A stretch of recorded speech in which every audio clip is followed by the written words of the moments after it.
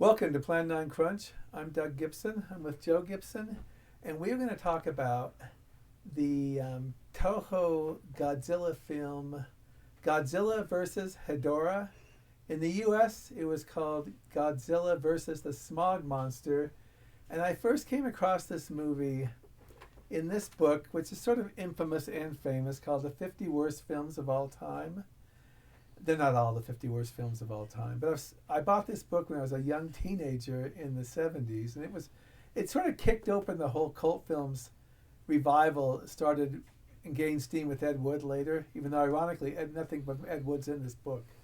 But so I was always fascinated by Godzilla versus the Smog Monster, which they hated.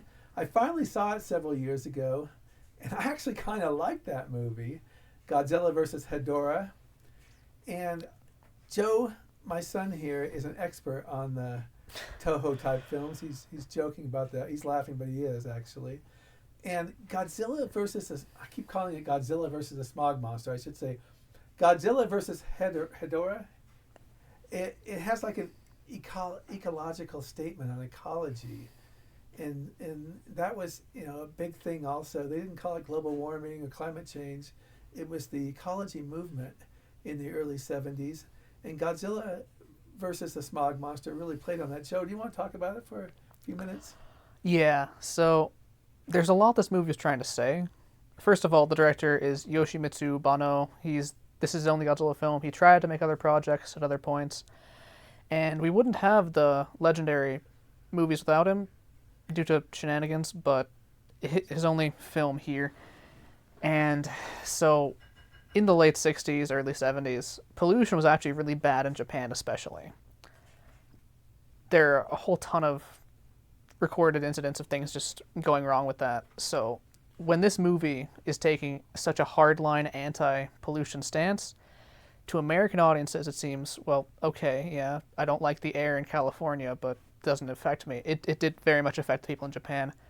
In fact, one of the scenes in the movie, when Hedorah is flying over the school where the protagonist's mother is teaching people outside, it might have been like a exercise thing, and they all collapse. That was based on a real incident. There are other things, so the movie is dramatizing it, but not as much as it would initially seem. So from that perspective, very strong environmental message at this. Oh yeah, sorry. Well, this movie sometimes called a bit psychedelic, and it has scenes that morph into cartoons. Was there any reasoning behind that, do you think? Yoshimitsu Banno is a very interesting director in this franchise. A lot of close-up camera shots of Godzilla and Hedorah fighting, and a whole lot of experimental things that come off as psychedelic, but apparently he wasn't trying to do the drug stuff. Like there's the cartoons, and that's just an efficient way to show Hedorah. First of all, one of the cartoon scenes shows a factory pumping out smoke that then Hedorah feeds on, but the factory pumping out smoke is already deleting grass all around, capturing it.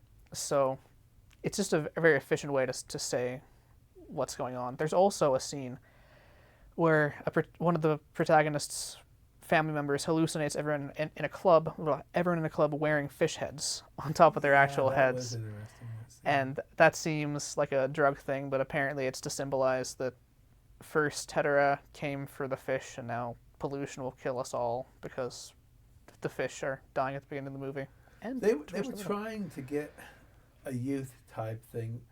I mean, they have a rave. They call it raves today, but they have what we call a rave today on the top of Mount Fuji, right? Where all the kids get together for music and everything. Yeah, that's a very interesting thing. Pivoting slightly away from the environmental stuff, there's almost this movie's trying to say a lot about a lot of different people. So one of the things is that the youth have this rave on top of a Mount Fuji under the idea of we'll party tonight because we're going to die tomorrow kind of thing. And during that, you can see old people in the bushes watching them. I still don't know why that's there, but you can very much see that the older generation is looking down on the younger generation. Neither one's doing anything that's effective against Hedorah, but they're just approaching it different ways. And the character who leads that whole rave is the protagonist's like uncle, but a very young uncle, and he's just an idiot. He's portrayed as an idiot. He dies stupidly, and no one seems to care.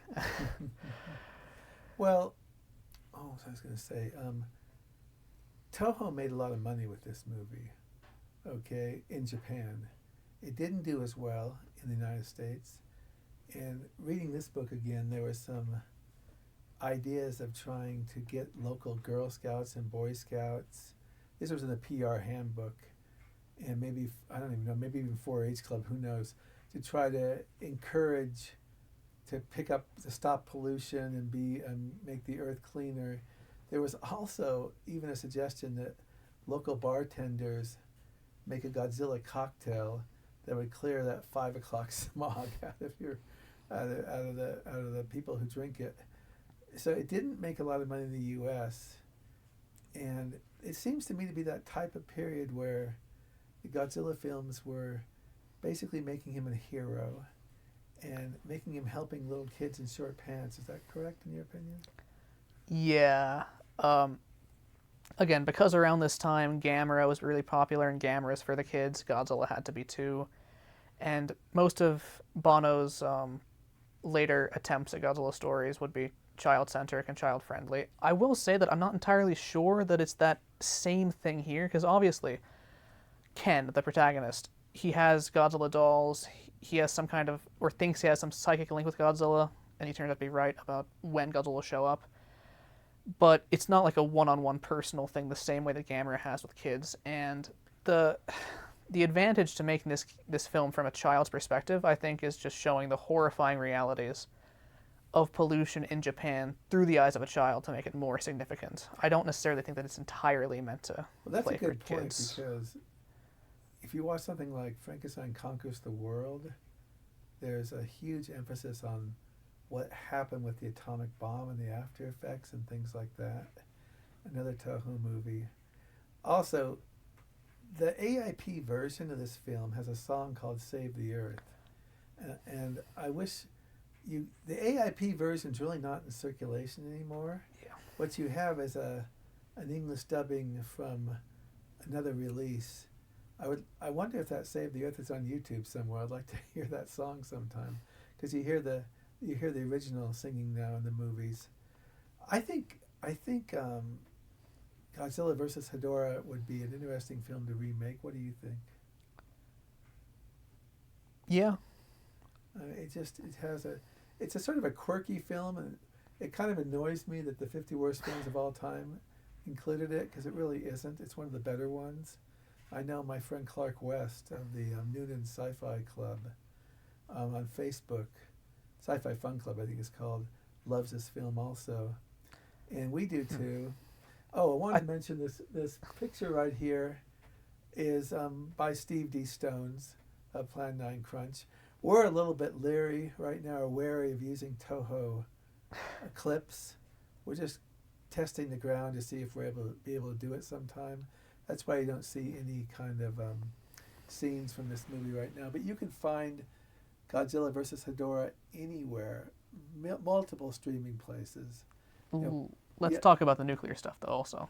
Okay, Joe. Hey, Joe, you're the expert here on this stuff. Go Actually, before we go on to that, I thought a little more about what you said about remaking it, and it would be possible, but it'd be more difficult because, like I said, there was actual pollution impacting Japan in really big ways in that time. Not that there isn't now, but it's not to the same extent.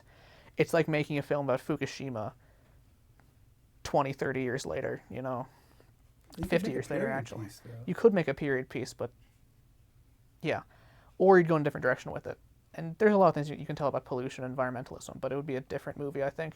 And so this movie says a lot of stuff, and not all of it the best. The humans are trying to defeat Hedorah, the pollution monster. So they build a machine to dry him out in the climax, right? I love that.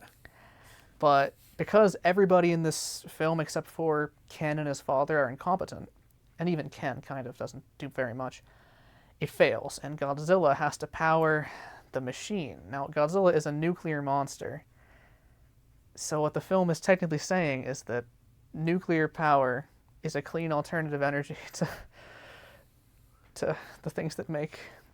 Well, I think that even politicians today are trying to argue that now. It depends on the side, and Yeah. that's where there's so much nuance that creeps into this, maybe unintentionally, because the film also says that Hedorah is a nuclear monster, specifically how Hedorah flies, and then you see that Godzilla flies in this movie as well, and his beam has changed color, and you can maybe make the case that, okay, they're using the same kind of nuclear thing to fly, in which case there is no deeper meaning to the nuclear powering thing. At the same time, also, Hedorah comes from space, which kind of undermines the message that it's a thing that we make for ourselves. If we had to make the planet as polluted as it is, but then still Hedorah also had to come. Like, the pollution doesn't make Hedorah. Hedorah feasts on the pollution, so it almost takes away the blame from us, which also aligns with other Well, you know, continuity politics. in a cult film can sometimes be very creative, right? Yeah. Last thing I want to ask you is, Hedorah's got some pretty expressive eyes, and when Godzilla's trying to kill all this stuff, does he grab those eyes out or something? Yeah. They look more like eggs, but that doesn't make sense because Hedorah, we see in the movie, it's just a bunch of minerals that form together. So it is the eyes, but it was a bit of a rushed production. They only had like a month, I think, to do all the scenes instead of dividing up the human and monster scenes. So the eyes weren't painted, but we know now it was the eyes. Okay, thank you. I think that's about all we're going to say today about Godzilla versus Hedorah.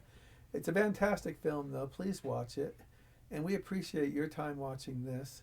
Remember, we're Plan 9 Crunch. We're on Facebook, where you can like or follow us. We're on YouTube, where you can subscribe. And we have a blog, plan9crunch.blogspot.com. And we're going to be constantly having new shows like this. And we appreciate, once again, you watching. And thanks a lot. That's a wrap.